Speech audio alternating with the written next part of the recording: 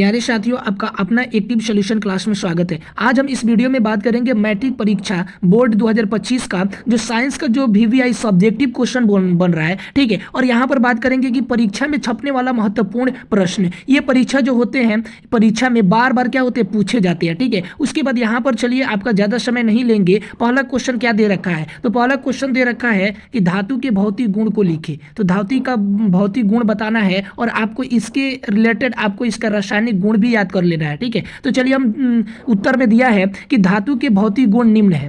पहला में दिया है धातु के परमाणु के बाहरी कक्षा में 1, 2 या 3 इलेक्ट्रॉन होते हैं, तो ये ठीक है। उसके बाद दूसरा दिया है धातु विद्युत का धनात्मक होता है क्योंकि इलेक्ट्रॉन का त्याग करता है। क्या करता है? इलेक्ट्रॉन का त्याग करता है। धातु अघवर्धनीय तथा तन्यता होती है। क्या होती है? तन्यता होती है। उसके बाद बात करेंगे कि धातु के द्वरणांक एवं कथनांक क्या होते हैं? उच्च होते हैं। धातु में एक विशेष प्रकार की चमक होती है जिसे धात्विक चमक कहते हैं। उसके बाद यहाँ पर कितना छठा दिया है, छठा कि धातु जो होता है उष्मा एवं विद्युत का सुचालक होता है। उसके बाद सातवां दिया है कि धातु कमरे के ताप पर सामान्यतः ठोस होते हैं। तो ये क्वेश्चन जो होते हैं आपके कभी 5 नंबर में पूछ लिया जाता है और कभी 2 नंबर में पूछ लिया जाता है, तो इसको आपको याद कर लेना है, ठीक है।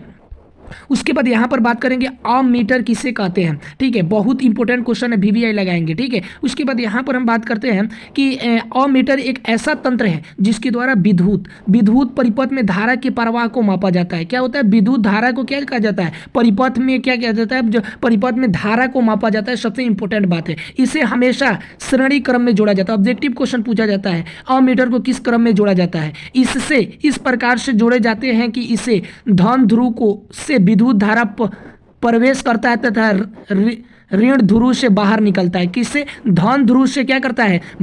इसको प्रवेश करता है और ऋण ध्रुव से बाहर निकल जाता है। उसके बाद अगला क्वेश्चन देखेंगे हम। क्वेश्चन है कि लघु पतन से आप क्या समझते हैं? इंपॉर्टेंट क्वेश्चन है, ठीक है। कह रहे लघु पतन से किसी कारणवश जब गर्म तार और ठंडा तार एक दूसरे के संपर्क में आ जाते हैं, जैसे मान लेते हैं रेड होते हैं, ठीक है। रेड तार होते हैं, रेड तार, उसके बाद ब्लैक तार, ये जो होते हैं एक दूसरे के क्या आ जाते हैं? संपर्क में आ जाते हैं। तो ये क्या होती है भाई? यहाँ पर जो होती है संपर्क में आ जाते हैं, तो लघु पतन का क्या बन जाता है? स्थिति बन जाता है, ठीक है। स्थिति उत्पन्न हो जाती है। इस परिपथ में प्रतिरोध शून्य हो जाता है। क्या हो जाता है? प्रतिरोध शून्य हो जाता है। धारा का प्रवाह तीव्र हो जाता है। धारा का प्रवाह तीव्र होने के कारण ताप उत्पन्न होता है जिससे परिपथ में आग लगने का भय रहता है। तो ये जो हो जाएगा, कितना सिंपल सा बात है कि जब गर्म तार और जब तो क्या ठंडे तार एक दूसरे के संपर्क में आते हैं तो एक ऐसा स्थिति बन जाता है, स्थिति उत्पन्न होता है जिसमें क्या होता है?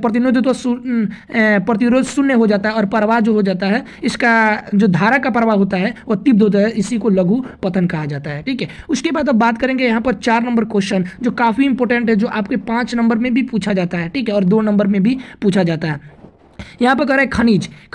पहला खनिज किसे कहते हैं और एस के किसे कहते हैं? या पूछ देते हैं खनिज और एस में अंतर लिखिए, ठीक है। तो इसको भी अंतर ऐसे आपको ऐसे नहीं लिखना है, उसको क्या करते हैं? ऐसे खंड करके खनिज और एस में याद कर लेना है, ठीक है। तो चलिए, इसे परिभाषित करने के लिए पूछ रहा है। तो खनिज क्या होता है? पृथ्वी के परत में पाई जाने वाला धातु युक्त ठोस पदार्थ को खनिज कहते हैं। जैसे सोडियम क्लोराइड यानी NaCl होता है, कैल्शियम कार्बोनेट यानी CaCO3 होता है। तो ये जो होता है क्या होता है? खनिज होता है, ठीक है। ऐश के क्या होता है? तो ऐश के बात करेंगे जिस खनिज में प्रचुर मात्रा में धातु उपस्थित हो तथा जिससे कम खर्चे पर आसानी से धातु प्राप्त हो जाता है, उसे हम क्या कहते हैं? उसे ऐश के कहते हैं, जैसे बक्साइड, हेमेटाइड। तो ये जो होता है ऐश के कहलाता है। अब आगे बढ़ेंगे। उसके बाद यहाँ पर क्वेश्चन नंबर 5 दिया है, ठीक है। अच्छे ईंधन के गुण क्या है? वीवीआई क्वेश्चन है, ठीक है। अच्छे ईंधन का गुण, अच्छे ईंधन दहन के समय अधिक से अधिक ऊष्मा उत्पन्न क्या करते हैं? इसमें जो होते हैं अधिक से अधिक ऊष्मा उत्पन्न करते हैं। उसके बाद जलने के बाद ये धुआं क्या होते हैं? धुआं नहीं देते हैं, धुआं यानी उत्पन्न नहीं करते हैं। इसका भंडार एवं परिवहन आसान होता है। क्या होता है? इसका भंडार और परिवहन जो होता है आसानी से ये जो होते हैं प्राप्त हो जाते हैं, जिससे दहन की गति जो होती है, दहन की गति धीमी हो जाए, जिसके दहन की दमी क्या होती है? दहन की गति धीमी हो जाए। उसके बाद जिससे जलने के बाद विषैले पदार्थ उत्पन्न नहीं होता है, ठीक है, जो सस्ता होता है, जो आसानी से उपलब्ध होता है। तो ये अच्छे ईंधन का गुण होते हैं। उसके बाद यहाँ पर हम बात करेंगे छठा नंबर क्वेश्चन, सघन माध्यम तथा विरल माध्यम किसे कहते हैं? तो ये क्वेश्चन कहाँ से लिया गया है? तो ये फिजिक्स का क्वेश्चन है, ठीक है। उसके बाद काफी इंपॉर्टेंट क्वेश्चन है, कह रहा है कि इसके आंसर में जिस माध्यम में प्रकाश की चाल कम होती है, क्या होती है? प्रकाश की चाल कम होती है, उससे सघन माध्यम कहते हैं, उसे सघन माध्यम कहते हैं। और जिसमें प्रकाश की चाल क्या होती है? अधिक होती है, उसे विरल माध्यम कहते हैं। तो इस पॉइंट को भी आपको इंक्लूड करके रखना है, तो इस पॉइंट को भी आपको याद करके रखना है। उसके बाद अब चलिए 6 नंबर क्वेश्चन देख लीजिए। 7 नंबर क्वेश्चन आप यहाँ पर देखेंगे। अब क्या होता है कि 7 नंबर क्वेश्चन पूछा गया आपसे कि विद्युत विभव क्या है और विद्युत विभवांतर क्या है। विभव और विभवांतर में काफ़ी अंतर है, ठीक है, इसको समझेंगे। उसके बाद कह रहा है इसके आंसर में विद्युत विभव के इकाई धन आवेश को अनंत से किसी बिंदु तक लाने में किए गए कार्य को विद्युत विभवांतर कहलाता है, ठीक है। काफ़ी आसान भाषा में लिखा गया, तो इसको समझ लेंगे, ठीक है। इसका एसआई मात्रक जो होता है वोल्ट होता है। क्या होता है भाई? वोल्ट होता है। काफ़ी ऑब्जेक्टिव में पूछ लिया जाता है आपसे। यहाँ पर हम बात करेंगे विभवांतर, विद्युत विभवांतर, इकाई धनावेश धन को एक बिंदु से दूसरे बिंदु तक लाने में किए गए कार्य को विद्युत विभवांतर कहते हैं। इसका एसआई मात्रक भी वोल्ट होता है, यानी दोनों का एसआई मात्रक वोल्ट ही होता है। उसके बाद यहाँ पर हम बात करेंगे 8 नंबर क्वेश्चन, पानी के अपवर्तनांक से आप क्या समझते हैं? पानी के अपवर्तनांक, ये अपवर्तनांक भी समझेंगे, ठीक है। उसके बाद निर्वात में प्रकाश की चाल तथा पानी में प्रकाश की चाल के अनुपात को पानी का अपवर्तनांक कहते हैं। किसका? जैसे फार्मूला पानी का अपवर्तनांक अगर निकालना है तो आपको निर्वात में प्रकाश की चाल कितना होता है? 3 × 10⁸ मीटर प्रति सेकेंड होता है। उसके बाद पानी में प्रकाश की चाल कितना है, उससे पानी का अपवर्तनांक क्या होगा, ज्ञात हो जाएगा आसानी से, ठीक है। उसके बाद हमने 8 नंबर क्वेश्चन देख लिया। 9 नंबर क्वेश्चन आप यहाँ पर देख पा रहे होंगे, उसी प्रकार से पूछा गया कांच में अपवर्तनांक से आप क्या समझते हैं? तो निर्वात में प्रकाश की चाल तथा कांच में प्रकाश की चाल के अनुपात को क्या कहते हैं? उसके कांच का अपवर्तनांक कहते हैं। तो उसी प्रकार से पूछ लिया गया। 10 नंबर क्वेश्चन देखेंगे, ए मीटर और ओल्ड मीटर के उपयोग को बताए, ठीक है। तो इसका उपयोग के बारे में बताना है। उससे पहले आंसर जानने से पहले इसका अगर आप पीडीएफ लेना चाहते हैं तो हमारे टेलीग्राम में क्या हो सकते हैं, टेलीग्राम चैनल में ज्वाइन हो सकते हैं। इसका जो अगर बात करें कहाँ से ज्वाइन होना है, तो ज्वाइन होना है, डिस्क्रिप्शन बॉक्स में लिंक दे दिया गया है, तो वहाँ से क्लिक करके आप ज्वाइन हो सकते हैं और पीडीएफ जो होता है फ्री में ले सकते हैं, पीडीएफ जो है फ्री में ले सकते हैं। चलिए बात करेंगे ए मीटर और ओल्ड मीटर के उपयोग बताए। तो ए मीटर का उपयोग हम परिपथ में विद्युत धारा मापने में करते हैं, जबकि वोल्ट मीटर का प्रयोग विभवांतर मापने में करते हैं। तो इस पॉइंट को भी आपको याद रखना है। कितना सिंपल से बात है। तो इसको ये नहीं कि अगर 2 नंबर में पूछ रहा है तो हम लंबा चौड़ा करके लिखेंगे तो अधिक नंबर मिलेगा, नहीं, वैसे नहीं होता है। आपको जितना आंसर है उतना ही लिखेंगे तो आराम से आपको नंबर दे दिया जाएगा, ठीक है। उसके बाद यहाँ पर हम बात करेंगे 10 नंबर, क्या कर रहा है, स्वेच्छाश्वास को परिभाषित करें, ठीक है। श्वास को परिभाषित करें तो इसका जो क्या करे, वह प्रक्रिया जिसमें जीव वातावरण से ऑक्सीजन ग्रहण करते हैं तथा कार्बन डाइऑक्साइड शरीर से बाहर निकालते हैं, उसे श्वास कहते हैं, ठीक है। तो इसको याद रखना है। उसके बाद 11 नंबर क्वेश्चन क्या है, 10 नंबर क्वेश्चन, 11 नंबर क्वेश्चन इसको बना लेंगे। कितना? 11 नंबर क्वेश्चन हम बनाएंगे, 11 नंबर क्वेश्चन, ठीक है। उसके बाद 11 नंबर क्वेश्चन कहना है नेत्र की समंजन क्षमता किसे कहते हैं? काफ़ी वीवीआई क्वेश्चन है, ठीक है।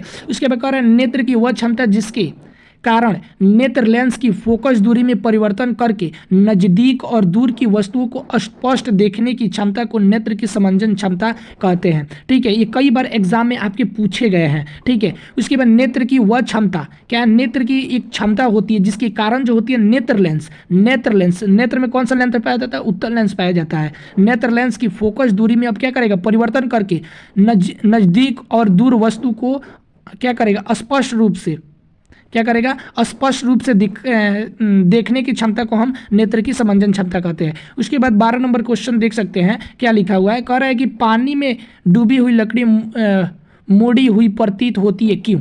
काफ़ी वीवीआई क्वेश्चन है, कई बार एग्जाम में ये भी पूछे गए हैं, ठीक है। कह रहा है पानी में डूबी हुई लकड़ी मोड़ी हुई प्रतीत इसलिए होती है कि जब प्रकाश जो होता है विरल माध्यम से सघन माध्यम में प्रवेश करता है। क्या होगा, जब ये मान लेते क्या है, सघन माध्यम है और ये जो है विरल माध्यम है, क्या है, ये जो है विरल माध्यम से है, ठीक है। जब प्रवेश करती है प्रवेश करती है तो अभिलंब की ओर मुड़ जाती है। जब ये प्रवेश करती है तो ये जो होती है अभिलंब की ओर क्या होती है, मुड़ जाती है। तो यही कारण जो है पानी में डूबी हुई लकड़ी मुड़ी हुई प्रतीत होती है। ठीक है, तो ये जब सघन माध्यम, विरल माध्यम से जब सघन माध्यम में आती है तो ये अभिलंब की ओर मुड़ जाती है। यही कारण है कि पानी में डूबी हुई प्रतीत होती है। तो इसको भी याद कर लेंगे। ठीक है, उसके बाद यहाँ पर काफ़ी इंपॉर्टेंट क्वेश्चन है, प्रतिरोध किसे कहते हैं।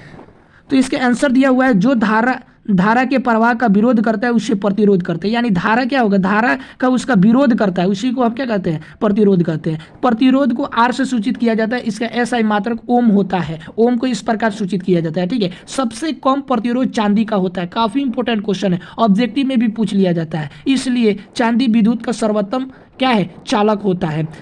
ठीक है, उसके बाद यहाँ पर हम बात करेंगे 15 नंबर क्वेश्चन। ठीक है, केमिस्ट्री से लिया गया plaster of Paris. Plaster of Paris जो होता है सूत्र क्या होता है, तो यहाँ पर दिया हुआ है। ठीक है, प्लास्टर ऑफ पेरिस का रासायनिक सूत्र लिखे और उसका उपयोग कहाँ किया जाता है। ठीक है, प्लास्टर ऑफ पेरिस का रासायनिक सूत्र जो होता है CaSO4 × ½ H2O। इसका रासायनिक नाम जो होता है कैल्शियम सल्फेट हेमीहाइड्रेट होता है। ठीक है, तो इसको याद कर लेंगे। उसके बाद यहाँ पर दे रहा है इसका उपयोग जो होता है, प्लास्टर ऑफ पेरिस का उपयोग जो होता है, जैसे कि आपका कभी कभी क्या होता है, किसी का हाथ जो होता है टूट जाता है, तो टूट जाता है तो उस हड्डिया को जोड़ने के लिए देखते हैं प्लास्टर होता है, तो वह जो होता है प्लास्टर ऑफ पेरिस ही लपटा जाता है। ठीक है, तो टूटी हुई हड्डियों को जोड़ने में, मूर्ति बनाने और खिलौने बनाने में भी किया जाता है। उपकरणों के छिद्र बंद करने में, चौक बनाने में, अग्निशामक संबंधित सामग्री में, तो इस काम में भी क्या किया जाता है, उपयोग किया जाता है। तो उसके बाद हमने क्या कर दिया, यहाँ पर हमने कितना क्वेश्चन देख लिया, 14 VVI क्या बता दिए, VVI सब्जेक्टिव क्वेश्चन बता दिए। आपके एग्जाम में यहाँ से 2 या 1 या 2 प्रश्न जो होगा लड़ने वाला है। ठीक है, उसके बाद आपको इसका PDF लेना चाहते हैं तो हमने बता दिया, टेलीग्राम में आपको यहाँ से डिस्क्रिप्शन बॉक्स में लिंक दिया है, वहाँ से ज्वाइन कर सकते हैं, जिससे आसानी से मिल जाएगा। उसके बाद अगर बात कर रहे हैं तो ये जो है आपको क्या कर लेना, याद कर लेना ईमानदारी पूर्वक, जिससे एग्जाम में काफ़ी हेल्पफुल साबित होने वाला है। ठीक है, उसके बाद आप अभी तक हमारे वीडियो को लाइक नहीं किए हैं तो प्लीज़ एक वीडियो को लाइक कर दीजिए और चैनल को जरूर सब्सक्राइब कीजिएगा और कमेंट में ये बताइए कि नेक्स्ट वीडियो किस टॉपिक पर लाया जाए। ठीक है, मिलते हैं नेक्स्ट वीडियो में। धन्यवाद।